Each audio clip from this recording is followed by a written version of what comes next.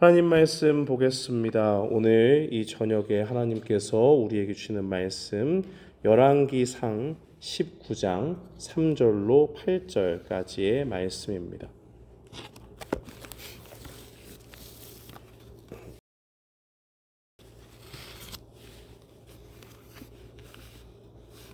열왕기상 19장 3절로 8절까지의 말씀, 우리 다 찾으신 줄 알고 함께 봉독합니다. 그가 이 형편을 보고 일어나 자기의 생명을 위해 도망하여 유다에 속한 브엘세바에 이르러 자기의 사환을 그곳에 머물게 하고 자기 자신은 광야로 들어가 하루길쯤 가서 한 로뎀나무 아래에 앉아서 자기가 죽기를 원하여 이르되 여호와여 넉넉하오니 지금 내 생명을 거두시옵소서. 나는 내 조상들보다 낫지 못하니이다 하고 로뎀나무 아래에 누워 자더니 천사가 그를 어루만지며 그에게 이르되 일어나서 먹으라 하는지라. 본즉 머리맡에 숯불에 구운 떡과 한 병 물이 있더라.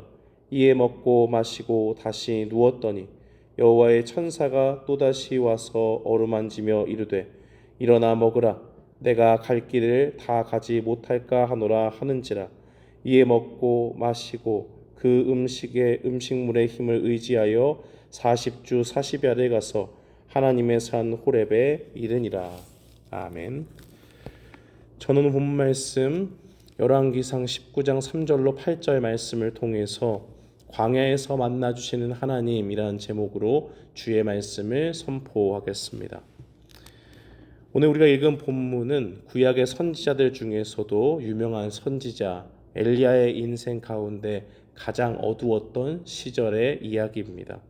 불과 얼마 전까지만 해도 엘리야는 갈멜산 꼭대기에서 850명의 우상 숭배자들과 함께 영적인 대결을 펼쳤습니다. 당시 이스라엘 왕이었던 아합과 그의 아내는 우상에 아주 충실하게 빠져 있었습니다. 그래서 하나님께서는 신명기 11장 16절로 17절 말씀대로 우상을 섬기는 죄로 인해서 그 땅에 가뭄을 내리십니다. 너희는 스스로 삼가라. 두렵건대 마음에 미혹하여 돌이켜 다른 신들을 섬기며 그것에 절함으로 여호와께서 너희에게 진노하사 하늘을 닫아 비를 내리지 아니하여 땅이 소산을 내지 않게 하심으로 너희가 여호와께서 주신 아름다운 땅에서 속히 멸망할까 하노라. 아합과 이세벨은 바알과 아세라를 섬겼습니다. 바알은 고대 가나안 지역에서 비를 주관하는 신이었고 아세라는 풍요를 상징하는 신이었습니다. 우상 숭배로 가득 찬 이스라엘에 하나님께서 비를 멈추신 것은 확실한 영적인 메시지를 가지고 있었습니다. 비를 주는 자가 우상이냐 아니면 여호와 하나님이냐라는 질문을 이스라엘 백성들에게 던지고 계셨습니다. 엘리야는 갈멜산에서 우상 숭배자들과 영적인 대결에서 승리합니다.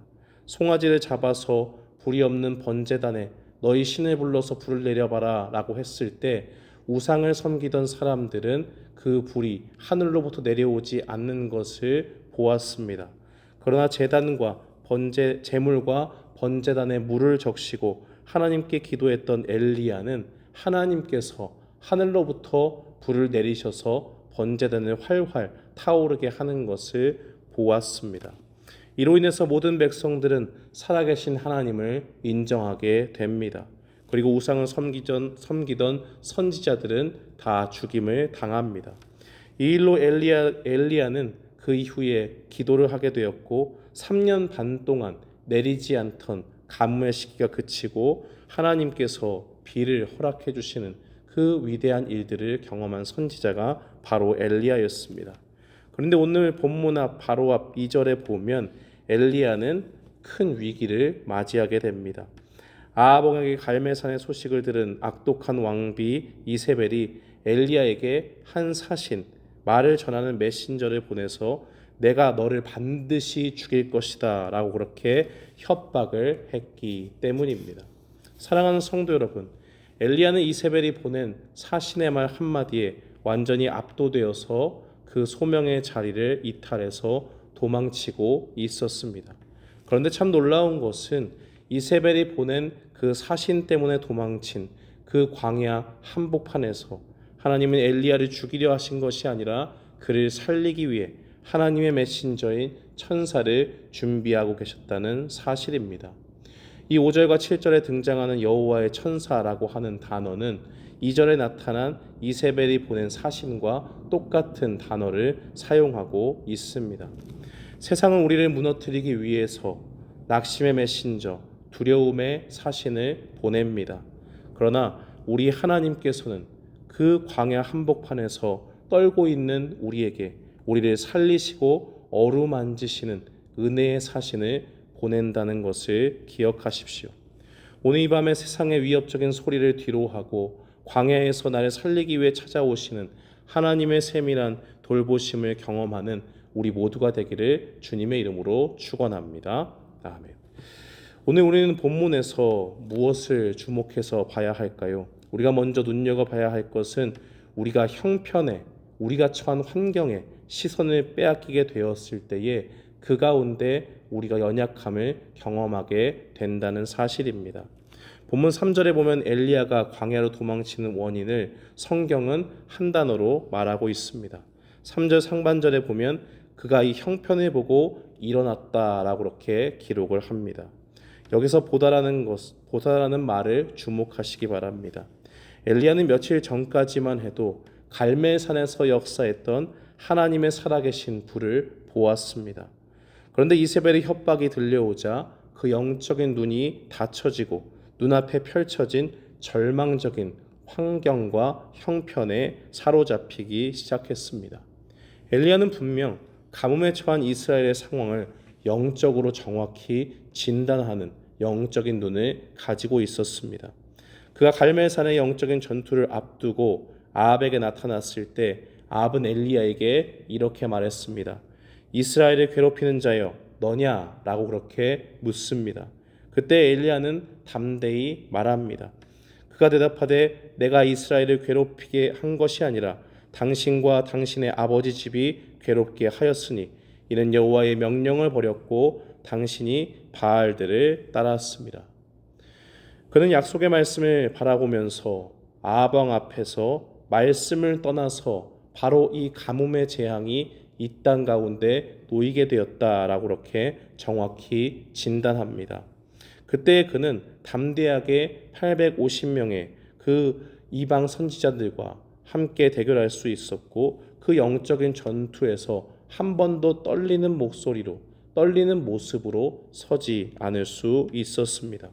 그러나 오늘 본문의 3절에서 엘리야는 하나님의 약속을 바라보던 눈을 잃어버리게 됩니다. 자신을 죽이겠노라고 소리치는 이세벨의 경고에 자신의 눈앞에 놓여진 환경과 세상의 소리를 더욱더 크게 바라보게 되었습니다. 그리고 그 순간에 그는 하늘에서 불이 내리는 엄청난 기적을 맛보고도 순식간에 그런 일을 마치 본 적이 없는 것처럼 영적인 무기력함에 빠지고 맙니다. 이것은 우리의 눈이 말씀을 떠나고 우리의 환경을 더 크게 바라보게 될 때에 우리 자신이 무너질 수밖에 없는 연약한 존재라는 사실을 하나님께서 우리에게 알려주시는 겁니다. 결국 엘리야는 스스로 광야로 들어가서 로뎀나무 아래에 주저앉아 버립니다.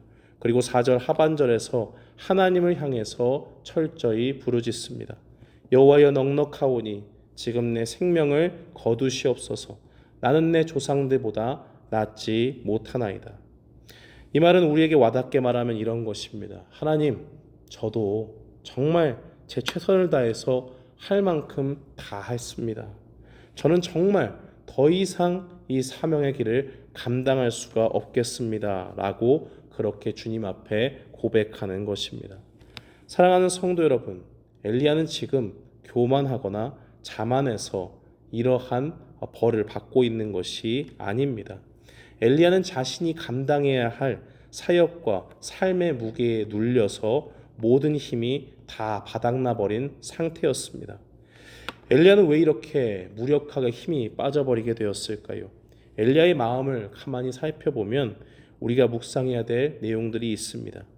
엘리야의 마음 속에는 갈멜산에서 이긴 큰 싸움의 승리가 바로 그 결과가 자신이 생각하는 방향대로 이루어질 것이라는 기대가 있었습니다. 그런데 실상은 그 기대와 완전히 정반대의 일들이 그 앞에 펼쳐지게 되었습니다. 엘리야는 아합과 이스라엘의 우상 숭배로 온 땅이 지독한 가뭄을 겪고 있는 상황에서 정말 믿음 하나로 버티고 주의 말씀을 붙잡으면서 목숨을 걸고 영적인 전쟁에 임하게 되었습니다. 그리고 하늘에서 불이 떨어지는 기적을 경험합니다. 이제 우상의 선지자들은 다 심판을 받아 죽게 되었습니다. 그리고 그 모든 상황을 본 이스라엘 백성들도 여호와 그는 하나님이시로다라고 그렇게 외치면서 고백하는 것을 보게 되었습니다. 그에게 이제 당연한 수순은 무엇이었을까요? 이렇게 큰 승리가 일어났기 때문에 이방 선지자들도 다 죽게 되었고 모든 백성들도 정말 우리 하나님만이 참 하나님이시다라는 고백을 했기 때문에 이제 이스라엘 가운데는 백성들로부터 저 높이 있는 왕까지 아합과 이세벨까지 하나님 앞에 회개하는 그러한 운동이 일어나야 마땅했다고 생각했습니다. 이 정도면 아합 왕도 이세벨도 그리고 모든 백성도 하나도 한치의 의심이 없이 이제 하나님 앞에 돌아가자라는 외침을 동시에 하고 주님 앞에 베옷을 입고 옷을 찢으면서 하나님 앞에 회개하는 그러한 하나님의 시대가 올 것이다라는 확신으로 그 마음속에 가득 차 있었을 것입니다. 그런데 눈앞에 마주한 현실은 어땠을까요? 그 앞에는 더 큰 시련이 닥쳤습니다. 이스라엘의 전체의 영적인 대각성이 일어난 것이 아니라 이제는 권력의 실세였던 이세벨이 더욱더 도끼를 품고 내가 너를 반드시 죽일 것이다 라고 그렇게 경고를 날리게 됩니다. 그 순간에 엘리야의 마음은 완전히 녹아내렸습니다. 갈멜산의 그 위대한 승리가 하늘에서 불이 내렸던 그 놀라운 기적이 아무런 의미가 없는 것처럼 그렇게 느껴지게 되었습니다. 하나님, 그렇게 큰 기적을 보여주셨는데 왜 내 앞에 펼쳐지는 현실은 더욱더 가혹하게만 변해갑니까? 왜 저 악인들은 더욱더 기세가 등등합니까? 결국 이렇게 주님을 신실하게 따르고 주님을 위해 헌신했던 나의 삶은 실패가 아닙니까? 하면서 그러한 생각 속에 그는 낙심과 절망 가운데 빠져 있었습니다. 바로 그 가운데 고백한 말씀이 4절의 말씀입니다. 나는 내 조상들보다 낫지 못하니이다. 사랑하는 성도 여러분, 우리의 인생도 살아가다 보면 이런 엘리야의 마음을 품을 때가 많습니다. 하나님 앞에 정말 목숨을 걸고 간절히 기도했던 적이 있으십니까? 금식하고 부르짖으면서 영적인 싸움을 치열하게 하면서 내 속의 죄를 물리치고 또 나를 넘어뜨리려고 하는 사탄의 괴계에 맞서 싸운 적이 있으십니까? 그때 우리는 기대하며 기도합니다. 이제 하나님의 역사가 일어나겠구나. 이제 내가 변화시킬 수 없었던 내 모습이 또 내 주변의 환경이 이제는 드디어 변화되고 하나님의 때가 오는구나 라는 생각을 가지고 주님 앞에 나아갑니다. 그런데 그 다음날 눈을 떠보면 현실은 더 큰 시련으로 다가올 때가 많습니다. 문제는 여전히 해결되지 않았고 나를 괴롭히는 환경은 더욱더 심하게 나를 옥죄어 올 때가 있습니다. 그럴 때 우리의 마음은 엘리야와 같이 무너집니다. 하나님, 내 기도가 아무런 의미가 없었던 것입니까? 내가 보낸 그 눈물의 시간들이 다 헛된 것이었습니까? 주님 앞에 헌신하고 나아간 그 모든 것들이 다 아무런 의미가 없는 것입니까? 라면서 주님 앞에 지친 마음을 가지고 나아갈 수 있습니다. 그러나 그때에 우리는 기억해야 됩니다. 우리가 그렇게 낙심하여서 엘리야처럼 로뎀나무 아래에 주저앉아 있을 때에 주님은 결코 우리를 떠나지 않으신다는 사실입니다. 오히려 현실의 시선을 빼앗겨서 무력함에 빠져 있을 때 우리를 향해서 주님은 주님의 세밀한 위로의 손길을 펴기 시작하십니다. 바로 그 가운데서 보여진 것이 5절 하반절 이하의 내용입니다. 하나님께서는 영적으로 완전히 힘을 잃고 쓰러져 있는 엘리야에게 어떻게 다가가실까요? 주님께서는 천사를 통해서 위로하시고 그의 영혼을 회복하도록 도와주십니다. 5절 하반절의 말씀은 이렇습니다. 천사가 그를 어루만지며 그에게 이르되 일어나서 먹으라 하는지라. 여기서 어루만진다는 말은 한 번 어루만지고 그치는 것이 아닙니다. 깊은 침체에 빠져서 신음하면서 지쳐있는 엘리야의 그 몸과 마음을 천사를 통해서 하나님께서 계속 곁에서 부드러운 음성으로 부르시고 세밀하게 쓰다듬고 계셨음을 의미합니다. 하나님은 지금 지쳐있는 엘리야를 향해서 야, 네가 그래도 영적인 지도자로 이 이스라엘 백성들을 하나님께로 인도해야 되는 사명이 있는데 어찌하여 왜 이렇게 무력하게 넘어져 있느냐 책망하지 않습니다. 내가 어떻게 이 사명의 길에서 도망치려고 하고 하나님 앞에 죽음을 구하느냐라고 그렇게 말하지 않습니다. 내 믿음이 고작 이것밖에 되지는 않았느냐라고 그렇게 책망하지 않으셨습니다. 그의 영적인 상태뿐만이 아니라 육체적으로도 완전히 피로한 가운데 모든 힘을 잃어버린 것을 하나님이 가장 잘 아셨기 때문입니다. 6절에서 볼 수 있듯이 엘리야가 눈을 떴을 때 그의 머리맡에는 숯불에 구운 떡과 한 병의 물이 있었습니다. 이것은 달구어진 뜨거운 돌 위에 갓 구워낸 가장 따뜻하고 신선한 영양식이었습니다. 하나님 광야 한복판에서 지친 종을 위해서 천사를 통해서 불을 피우시고 떡을 구워서 대접하신 것입니다. 마치 예수님께서 십자가에 달려 돌아가셔서 이제 우리는 따를 선생이 없고 우리의 인생은 실패했다라고 여겼던 베드로와 수많은 제자들 앞에 나타나서 밤새 수고하여 모든 것을 잡지 못한 사람들 앞에 물고기를 직접 구워주시면서 와서 먹으라 했던 그 주님의 모습처럼 하나님은 지쳐있고 영적으로도 육체적으로도 완전히 번아웃된 사람들을 향해서 주님께서 친히 모든 것을 대접해 주십니다.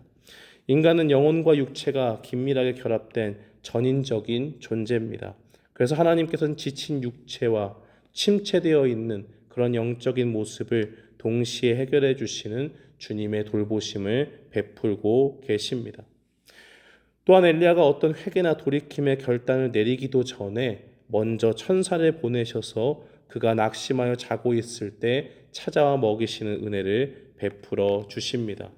그런데 6절 하반절을 보면 가슴 아픈 장면이 나옵니다. 엘리야는 그 따뜻한 떡과 물을 먹고 마신 후에 아무런 말도 하지 않고 감사 기도나 영적인 반응도 없이 다시 누웠더니라고 그렇게 성경은 기록하고 있습니다. 이것은 엘리야가 얼마나 지쳐 있는지를 알려주는 대목입니다. 우리도 하나님께 큰 은혜를 받고 그러나 그때에 우리가 심각할 정도로 영적으로 지쳐 있고 육체도 완전히 힘들어져 있고 허물어져 있을 때 주님이 은혜를 베풀어 주실 때도 그 가운데서 우리는 지쳐서 그저 쓰러져 잘 때도 있습니다. 그러한 모습과 같이 엘리야의 모습도 마찬가지였습니다. 너무나 지쳐있는 그 모습, 그가 겪었던 침체와 우울의 깊이가 얼마나 깊은지 하나님의 은혜를 경험하고도 영적으로 아무런 반응을 할 수 없을 정도로 무력해지고 탈진해진 상태였다는 것을 우리에게 보여줍니다. 그러나 우리 하나님은 이 지친 영혼을 보시고 결코 화를 내거나 다그치지 않습니다. 오히려 7절을 보면 여호와의 천사가 또다시 와서 어루만졌다라고 하는 것을 보게 됩니다. 두 번째로 또다시 찾아와서 하나님께서 천사를 통해서 그 연약함을 돌보고 계십니다. 우리의 연약함과 무반응이 반복될지라도 하나님은 긍휼을 멈추지 않으시는 그러한 인자한 분이라는 것을 우리는 기억해야 됩니다. 그런데 여기서 한 가지 분명히 짚고 넘어가야 할 것이 있습니다. 이렇게 이야기하면 이런 오해를 하실 수 있어요. 그렇다면 그냥 주님이 회복시켜 주시는 그 자리에 가만히 내가 누워 있으면 되는 것 아닌가? 그러면 하나님께서 다 알아서 회복시켜 주시고 주님의 손에서 그저 우리는 공급받기만 하면 된다라고 그렇게 생각을 할 때가 있습니다. 그러나 우리가 가만히 있으면 다 되는 것이 아닙니다. 하나님의 긍휼은 엘리야를 로뎀나무 아래에서 영원히 눕혀두기 위해서 임한 것이 아닙니다. 5절의 첫 번째 어루만져 주심과 7절의 두 번째 어루만져 주심이 있다는 것을 우리는 바라봐야 됩니다. 그 두 개를 비교해 보면 5절에는 이유가 없습니다. 그저 하나님께서 천사를 통해서 일어나 먹으라 라고 그렇게 말씀해 주십니다. 그러나 두 번째에는 분명한 이유가 명시되어져 있습니다. 내가 갈 길을 다 가지 못할까 하노라 라고 그렇게 천사를 통해서 말씀합니다. 하나님의 위로는 점점 더 구체적인 방향을 가리키고 있습니다. 하나님의 은혜는 우리를 위로하는 데서 끝나는 것이 아닙니다. 반드시 우리를 회복시켜 주시고 우리의 영혼이 지친 그 자리에서 회복의 자리로 이끌어 주시지만 그 가운데서 우리가 가만히 있으라고 두는 것이 아니라 하나님께서 맡겨주신 그 사명을 감당하는 길로 우리를 반드시 세워 주십니다. 엘리야는 8절에서 실제로 일어났습니다. 먹고 일어나서 40일을 걸어갑니다. 하나님의 어루만져지심을 통해서 단순히 위로를 얻고 쉬게 되는 것이 아니라 동시에 하나님으로부터 힘을 얻고 다시 주님이 맡겨주시는 그 일으키시는 손길을 경험하게 되는 겁니다. 그래서 우리가 기억해야 할 것은 진정한 하나님의 위로란 우리를 그 자리에 주저앉히시는 것이 아니라 다시 주님의 사명의 길에 우리를 세운다는 사실입니다. 그래서 이렇게 쓰러진 엘리야를 전인적으로 돌보시는 하나님은 천사를 통해서 우리에게 말씀해 주십니다. 7절 하반절에서 마침내 회복의 목적을 하나님은 우리에게 알려주십니다. 7절 하반절은 이르되 일어나 먹으라 내가 갈 길을 다 가지 못할까 하노라 라고 그렇게 말씀합니다. 하나님은 엘리야를 다그치시기 전에 먼저 공감해 주십니다. 엘리야야, 내가 힘과 의지가 있지만은 그것이 너무나 연약해서 그것을 가지고는 내가 맡겨준 소명의 자리, 그 여정을 절대로 감당할 수 없다는 것을 내가 다 안다. 그래서 내가 너에게 너의 힘으로 가라 하지 않고 지쳐있는 너에게 하늘의 양식을 공급해 주겠다 말씀해 주십니다. 그러면서 천사는 7절에서 특정한 그 길을 제시하고 있습니다. 원어상으로 보면 7절의 길이라고 하는 말에는 정관사가 붙어 있습니다. 그 말은 이 길은 아무런 길이 아니라는 뜻이지요. 정처 없이 방황하는 광야의 방랑길이 아닙니다. 이 길의 최종적인 목적지는 8절에 밝혀진 대로 하나님의 산 호렙이었습니다. 호렙산은 하나님이 이스라엘과 언약을 맺은 장소였습니다. 너희는 내 소유요 제사장 나라요 거룩한 백성이라고 선언하신 곳이 바로 호렙산이었습니다. 그 언약의 자리로 하나님이 엘리야를 다시 데려가십니다. 그리고 언약은 엘리야의 실패로 깨어지지 않고 여전히 하나님께서 그의 신실함 가운데 이스라엘 백성 가운데 언약 백성을 남겨뒀다는 사실을 주님은 알려주십니다. 하나님이 엘리야에게 구운 떡과 물을 먹이신 것은 광야에서 안주하라는 사인이 아닙니다. 하나님과 언약을 맺었던 사명의 자리로 복귀시키고 그 언약의 신실함을 지켜나가시는 하나님을 믿음의 눈으로 다시 바라보라는 사인입니다. 하나님은 엘리야를 광야에서 살려내어 호렙산으로 인도하셨습니다. 왜 그렇게 하셨을까요? 그곳에서는 바알에게 무릎 꿇지 않은 하나님의 언약 백성 7,000명을 바라보고 다음 세대를 살리는 엘리사를 선지자로 세우는 사명을 끝까지 완수하도록 하기 위함이었습니다. 사랑하는 성도 여러분, 오늘 이 밤에 주님은 우리에게 동일하게 말씀하십니다. 이 세상에 살면서 주님의 백성으로 사는 사명의 자리에서 내 힘으로 자녀를 변화시키려다가 지친 분이 계십니까? 내 힘과 능력으로 일터에서 버텨보려 하고 또 가정의 무거운 짐을 지고 버티다가 기도의 원동력을 완전히 잃어버린 분들이 계십니까? 그러면서 하나님 앞에 지쳐서 하나님, 저 이제 못하겠습니다. 포기하겠습니다. 이 정도까지 했으면 할 만큼 다 한 것 같습니다. 지친 영혼을 가지고 눈물을 흘리며 엘리야처럼 로뎀나무 아래에 쓰러져 계신 분들이 계십니까? 그런 분들이 계시다면 오늘 우리 주님의 음성을 듣는 우리 모두가 되기를 바랍니다. 주님은 말씀하십니다. 너의 힘으로는 그 사명의 길을 다 걸어갈 수 없다. 그러니 오늘 이 말을 듣고 내가 주는 하늘의 양식을 통해서 그 사명의 길을 감당하라 말씀하십니다. 말씀을 맺겠습니다. 오늘 본문 8절은 지쳐있는 엘리야의 마지막 걸음이 온전한 회복으로 끝나게 되었음을 우리에게 알려줍니다. 이에 일어나 먹고 마시고 그 음식물의 힘을 의지하여 40주 40야를 가서 하나님의 산 호렙에 이르니라. 엘리야가 광야를 뚫고 40주 40야를 걸어서 사명의 산에 도달할 수 있었던 동력은 바로 그의 의지나 힘이 아니었습니다.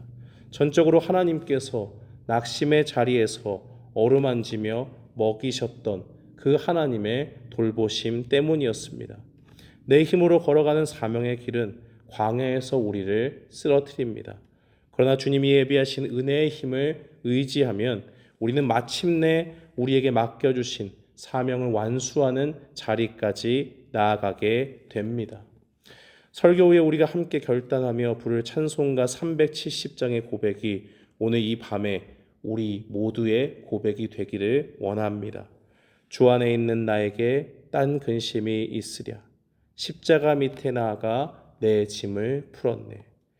우리는 십자가 밑에서 모든 무거운 짐을 풀고 위로를 얻는 데서 멈추는 사람들이 아닙니다. 내 앞길 멀고 험해도 나 주님만 따라가리 고백하면서 이 험한 세상 가운데 주님이 맡겨주신 사명을 위해서 주님으로부터 힘을 공급받고 주님을 끝까지 따라가는 사명자가 되어야 될 줄 믿습니다. 오늘 이 말씀을 기억하면서 주님이 만지시고 먹이시는 은혜의 힘으로 일어나서 나에게 맡겨주신 사명의 자리에서 우리의 삶의 현장 가운데서 믿음으로 승리하는 저와 여러분이 되기를 주님의 이름으로 축원합니다. 아멘.